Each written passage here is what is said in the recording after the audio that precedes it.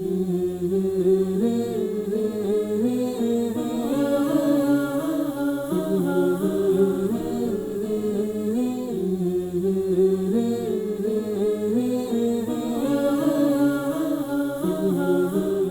باللہ من الشیطان الرجیم بسم اللہ الرحمن الرحیم رب اشرح لی صدری ویسر لی امری واحلل عقدۃ من لسانی یفقہوا قولی رب زدنی علما۔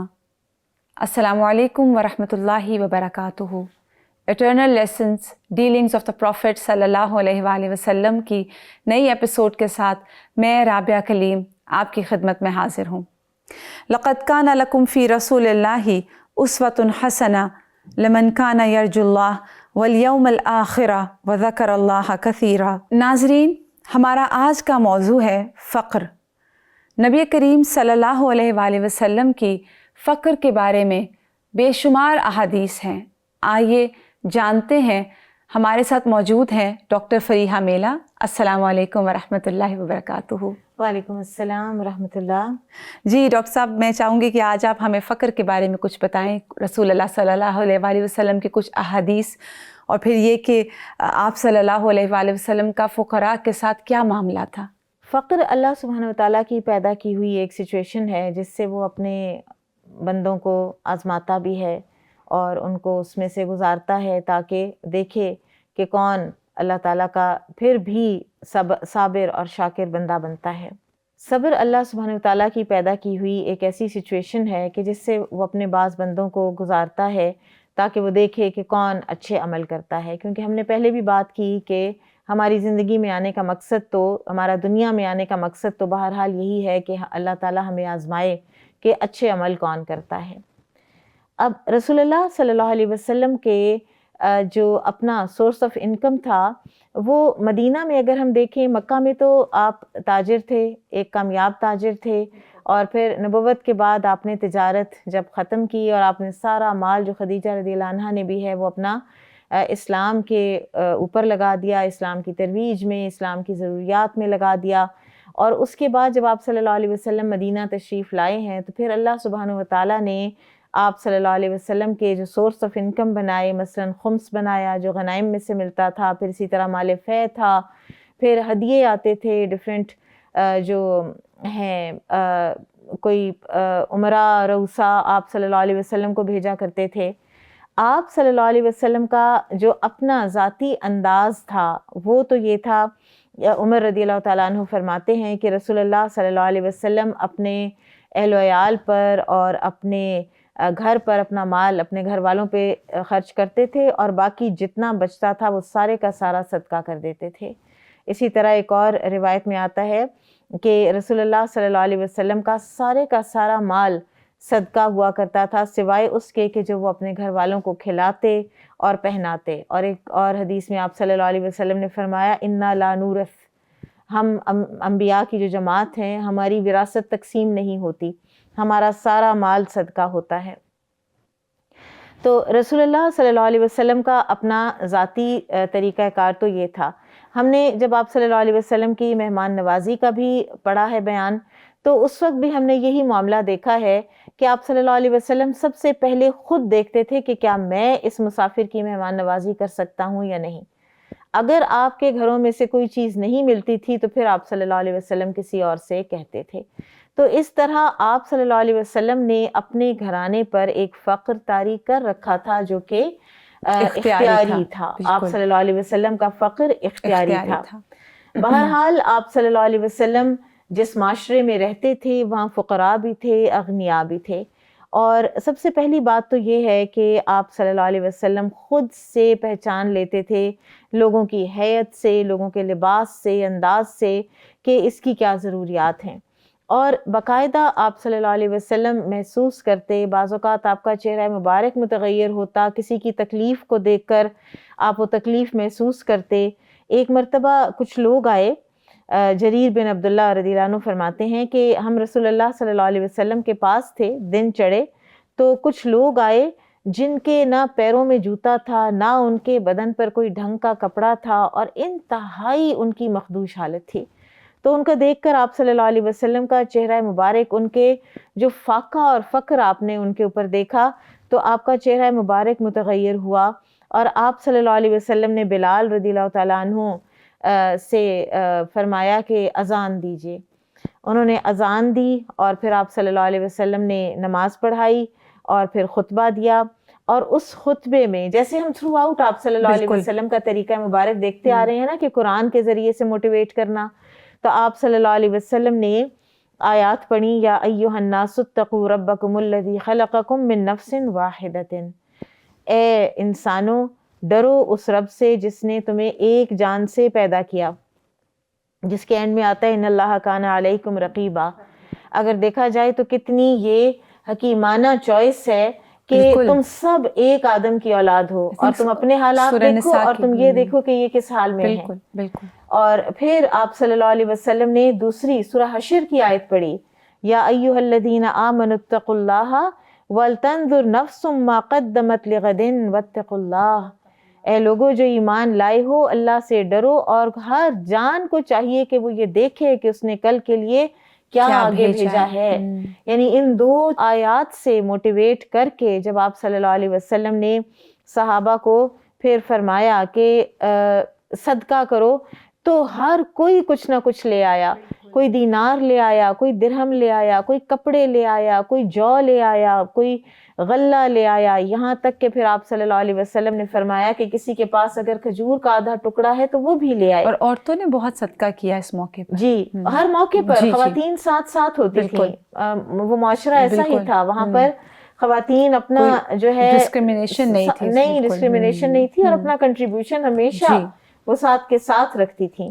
اس موقع پر پھر آپ صلی اللہ علیہ وسلم نے فرمایا کہ جس نے اسلام میں کوئی اچھی سنت کا ابتدا کیا، یعنی اچھی سفارش کی، آپ صلی اللہ علیہ وسلم نے اب سفارش کی ہے نا بیسکلی، تو اب اس سفارش کی وجہ سے جو ان کا کام ہو گیا ہے، تو اگر رسول اللہ صلی اللہ علیہ وسلم نے خود اپنے پاس سے کچھ بھی نہیں دیا نا تو بھی ثواب ان کو بھی ملے گا سفارش کرنے کا، شفاعت کرنے کا۔ تو اس لیے اچھی سفارش کرنی چاہیے۔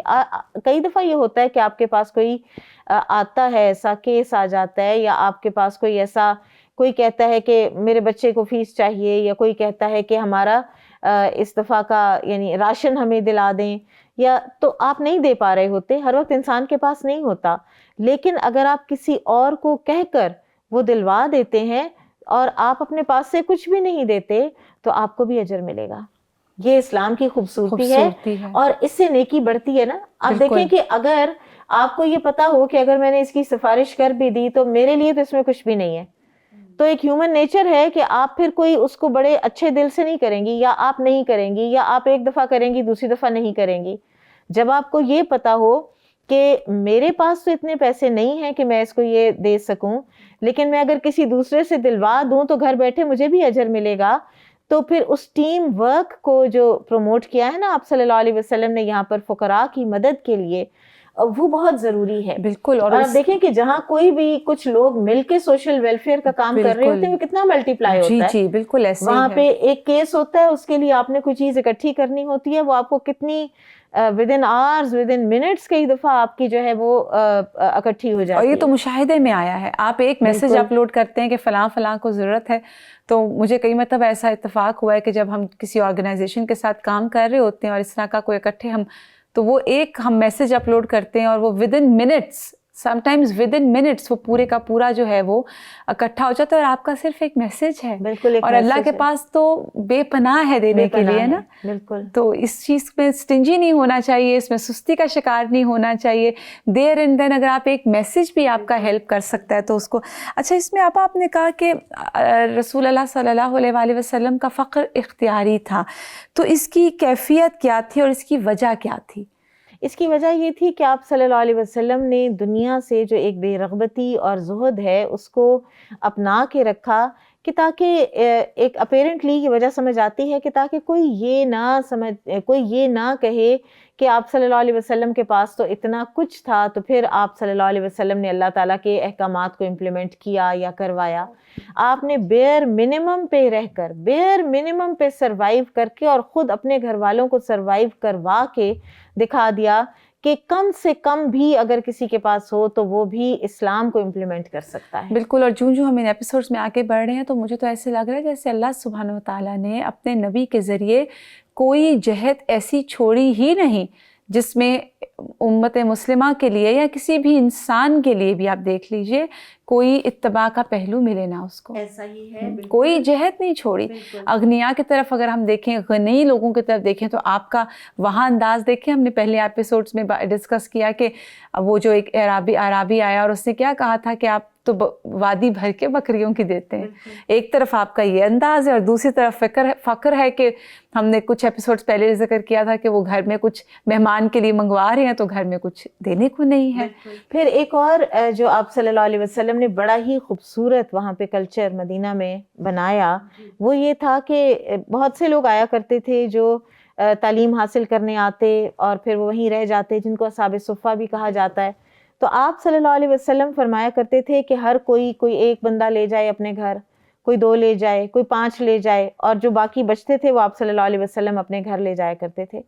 اور ہم وقت کی کمی کے باعث بہت سے واقعات ہیں. ابو ہریرہ رضی اللہ عنہ کا واقعہ ہے کہ وہ بھوک سے بے ہوش ہو گئے اور آپ صلی اللہ علیہ وسلم پھر ان کو اپنے گھر لے گئے, اور بکری کا دودھ جو ہے وہ جب آیا تو آپ صلی اللہ علیہ وسلم نے فرمایا کہ ابو ہریرہ جاؤ سارے صفہ والوں کو بلا لاؤ. پیالہ تھا تو وہ دل میں کہتے ہیں کہ یہ ایک پیالہ مجھے ہی دے دیتے, یہ صفہ والوں کو کیا کرے گا. اور پھر وہ سب نے پیا اور اینڈ میں آپ صلی اللہ علیہ وسلم نے ابو ہریرہ رضی اللہ عنہ کو بھی پلایا. کیسی تربیت ہے کہ جو بھوک سے اتنی تکلیف میں ہے ان کو سب سے آخر میں دیا کہ تم برداشت کرو. بالکل. اور پھر اس کے بعد ان کو کہا پیو, جتنا پینا ہے پیو اور پیو اور پیو. اور جب وہ سیراب ہو گئے, اور یہ تربیت کا ایسپیکٹ اس لیے کیونکہ ان لوگوں نے کام بہت بڑے بڑے کرنے تھے اور بڑے کاموں کے لیے پھر قربانیاں بھی اسی درجے کی ہوتی ہیں. اور آپ صلی اللہ علیہ وسلم نے خود ساتھ دیا ہے ہر فقر میں, کہ جیسے وہ صحابہ تھے نا جنہوں نے آ کر تو کسی موقع پر تو دکھائے کہ یا رسول اللہ صلی اللہ علیہ وسلم بھوک سے اتنا برا حال ہے کہ ہم نے پیٹوں پہ پتھر باندھ لیے ہیں. تو آپ صلی اللہ علیہ وسلم نے اپنا کپڑا اٹھایا اور آپ نے دکھایا کہ میں نے 2 باندھے ہوئے ہیں. اور اگر آپ کوئی بھی کسی بھی حدیث کی کوئی جامع کتاب جیسے صحیح بخاری ہے, اس کی کتاب البیوع اگر آپ دیکھیں تو اس میں ایسی ایسی اخلاقیات اور ایسے ایسے اصول نبی صلی اللہ علیہ وسلم نے ہمیں بتا دیے ہیں کہ جس سے تجارت کا حلال ہونا, تجارت کا پسندیدہ ہونا ہمیں پتہ بھی چلتا ہے. اور پھر وہ اصول ایسے ہیں کہ جو معاشرے میں جو کمزور ہے نا اس کو اپلفٹ کرنے کے اصول بھی ہیں. تو اسلام سرکولیشن آف ویلتھ میں بلیو کرتا ہے نا, تو اسلام کی تجارت کے سارے اصول کیپٹلزم کے اصولوں کے بالکل خلاف ہیں. تو اسی کے ساتھ ابھی جیسے آپ بات تجارت کی کر رہی ہیں تو فقر کو دور کرنے کے لیے جیسے آپ صلی اللہ علیہ وسلم نے کچھ طریقے بتائے ہیں. ایک تو یہی ہے نا طریقے کہ انسان کوئی نہ کوئی اپنا ذریعہ معاش بنائے. بالکل. جیسے رسول اللہ صلی اللہ علیہ وسلم نے فرمایا کہ ہر نبی نے بکریاں چرائی ہیں. تو آپ سے پوچھا گیا کہ کیا آپ نے بھی, تو آپ صلی اللہ علیہ وسلم نے فرمایا کہ میں نے مکہ میں اہل مکہ کی بکریاں چند قیرات کے عوض میں نے چرائی ہیں. یعنی انسان کو چند قیرات بھی اگر کسی چیز میں واپسی مل رہا ہو تو بجائے اس کے کہ وہ لوگوں سے مانگتا پھرے یا فقر و فاقہ برداشت کرے تو اس کو کام کرنا چاہیے. اس کے علاوہ یہ سوال آپ کا ویسے بہت اچھا ہے کہ اس کے علاوہ آپ صلی اللہ علیہ وسلم نے کچھ اخلاقی طریقے بتائے ہیں جن سے رزق میں اضافہ ہوتا ہے. مثلاً صلہ رحمی. صلہ رحمی سے آپ صلی اللہ علیہ وسلم نے فرمایا کہ رزق میں اور عمر میں اضافہ ہوتا ہے. جو چاہے کہ اس کے رزق اور عمر میں برکت ہو تو وہ اسے چاہیے کہ رشتوں کو جوڑ کے رکھے, قطع رحمی نہ کرے. پھر اسی طرح میں آپ کو بالکل بریفلی کچھ چیزیں بتا دیتی ہوں. ایک دوسری چیز ہے کہ وہ ہے آپ اپنے گناہوں کو کم کریں, معاصی کو ترک کر دیں, اس لیے کہ نبی صلی اللہ علیہ وسلم نے فرمایا کہ ایک انسان اس رزق سے محروم ہو جاتا ہے جو اس کو پہنچنے والا ہوتا ہے اپنے کسی نہ کسی گناہ کی وجہ سے. مثلاً ربا, سود خوری جو ہے وہ انسان کے اندر, انسان کے جو رزق ہے, جو مال ہے, اس میں قلت پیدا کرتی ہے. حالانکہ بظاہر انسان کو ایسے لگ رہا ہوتا ہے کہ وہ بڑھ رہی ہے, لیکن اللہ تعالیٰ فرماتے ہیں یمحق اللہ الربا ویربی الصدقات. تو اللہ تعالیٰ ربا کو مٹاتے ہیں اور صدقات کا میں اضافہ کرتے ہیں. تو ایک اور تیسرا طریقہ پھر رزق کے اضافے کا جو ہے وہ ہے آپ صدقہ کریں. آپ کو کبھی اگر کوئی فائنینشیل کرنچ آ رہا ہے نا تو بجائے اس کے کہ اسٹنجی ہو جائیں یا بخیل ہو جائیں یا ہاتھ کو روک لیں, تھوڑا تھوڑا سا صدقہ کرنا شروع کریں. नबी करीम सल्लल्लाहु अलैहि वसल्लम ने भी कसम खा के कहा ना, माल सदका करने से कम नहीं होता, तो इस पे तो बिल्कुल, फिर यकीन के बिल्कुल। साथ सदका करना चाहिए। जी फिर इसी तरह एक बहुत खूबसूरत जो तरीका है वो है कि पे दर पे हज और उम्रा, ये इजाफा करता है इंसान के रिस्क में। और इसमें नबी सल्लल्लाहु अलैहि वसल्लम ने फरमाया कि पे दर पे हज और उम्रा किया करो, क्योंकि ये दोनों हज और उम्रा फ़क्र और गुनाहों को ऐसे ख़त्म कर देते हैं जैसे कोई भट्टी जो है वो लोहे का सारा मैल कुचैल दूर कर देती है। फिर इसी तरह से लोगों से सवाल करना ख़त्म कर देना, आपके पास जो है आप उसमें गुजारा करें, अपने मीन्स के अंदर रहें और लोगों के माल की तरफ ना देखें, ना उनसे सवाल करते फिरें, तो उससे भी आपके रिस्क में बरकत होगी। ये बहुत इंपॉर्टेंट पॉइंट है। आप इसको थोड़ा सा अगर हम इस पे देखें कि हम अमूमन जब हमें ऐसा कोई, आपने जैसे कहा कि फाइनेंशियल क्रंच आए या कोई प्रॉब्लम ऐसी आए, तो हम किसकी तरफ दौड़ते हैं, हम किसकी तरफ भागते हैं, मदद कहाँ से तलब करते हैं, इस पे हमें चेक करना चाहिए, हमें अपने आप को चेक करना चाहिए। और फिर अगला जो इसी से रिलेटेड है वो है तवक्कुल, अल्लाह ताला पर तवक्कुल रिस्क की तलब में, क्योंकि रसूलुल्लाह सल्लल्लाहु अलैहि वसल्लम ने फरमाया कि अगर तुम अल्लाह ताला पर तवक्कुल करोगे जैसा कि हक है उस पर तवक्कुल करने का, तो तुम्हें इस तरह रिस्क दिया जाएगा जिस तरह परिंदों को दिया जाता है कि वो खाली पेट सुबह को उड़ते हैं और रात को भरे पेट वापस आते हैं। अब ये जो हक के तवक्कुल है ये है क्या, कि क्या इंसान हाथ पे हाथ धर के बैठ जाए कि अल्लाह ताला खुद ही मुझे रिस्क देंगे? तो हक के तवक्कुल ये है कि आप ये यकीन रखें कि राज़िक सिर्फ़ और सिर्फ अल्लाह ताला है। और वो जो कहते हैं ना कि जो हमें सिखाई गई है दुआ भी कि ला मानिअ लिमा आतैत वला मुअतिय लिमा मनात, कि ये रिस्क के बारे में भी कि कोई हमें रिस्क हमारा रोक नहीं सकता अगर अल्लाह हमें देना चाहे, और दे नहीं सकता अगर अल्लाह रोकना चाहे। तो ये तवक्कुल की रूह है। और जब इस तवक्कुल की रूह को इंसान पहुंचता है और फिर रिस्क की तलाश में निकलता है तो अल्लाह ताला फिर उसको देते हैं। फिर इस सारी चीज़ के बाद ये एक मोतदिल सारी पिक्चर अब हमारे सामने आ रही है। बिल्कुल। इस सारी चीज़ के बाद आप सल्लल्लाहु अलैहि वसल्लम ने ये भी एक मर्तबा फरमाया कि मैं तुम लोगों पर जिस चीज़ से वल्लाही डरता हूँ वो फ़क्र नहीं है, वो ये है कि तुम्हारे ऊपर दुनिया फैला दी जाएगी, तुम खुशहाल हो जाओगे और फिर तुम इसी तरह से इसमें एक दूसरे से आगे बढ़ने की दौड़ में पड़ जाओगे, जिस तरह तुम्हारे से पहले लोग पड़ गए थे और जिस तरह वो हलाक हुए इसी तरह तुम हलाक हो जाओगे। बिल्कुल, और कितनी सही बात है। फिर आप देखिए कि कितनी मोतज़िल, अभी जैसे आपने इतदाल की बात की, एक तरफ ये बात की जा रही है और दूसरी तरफ हमें दुआ सिखाई जा रही है कि रब्बना आतिना फिद दुनिया हसना व फिल आखिरति हसना व क़िना अज़ाबन्नार। तो दुनिया में भी अल्लाह से मांगे बेस्ट, अल्लाह आखिरत में भी बेस्ट, क्योंकि अल्लाह दोनों देने पे कादिर है। लेकिन अगर वो जैसे आता है ना कि अगर हमने दुनिया को आगे रखा, आखिरत को पीछे फेंका, फिर अल्लाह थका देगा। लेकिन अगर आखिरत प्रायोरिटी, भागते रहेंगे, सुबह होगी शाम होगी, उम्र तमाम होगी और थक जाएंगे। बिल्कुल। और अगर आखिरत को सामने रखेंगे तो दुनिया तो जितनी नसीब में लिख दी गई वो तो मिल के पहुंच के रहेगी। रिस्क तो इंसान का पीछा करता है और उसको मिल के रहता है। बिल्कुल। बारकल्लाह, जज़ाकल्लाह। नाजरीन, आपसे मुलाकात होगी अब नेक्स्ट एपिसोड में। सुब्हानकल्लाहुम्मा व बिहम्दिका अशहदु अन ला इलाहा इल्ला अंता अस्तगफिरुका व अतूबु इलैक। अस्सलामु अलैकुम व रहमतुल्लाहि व बरकातुहू।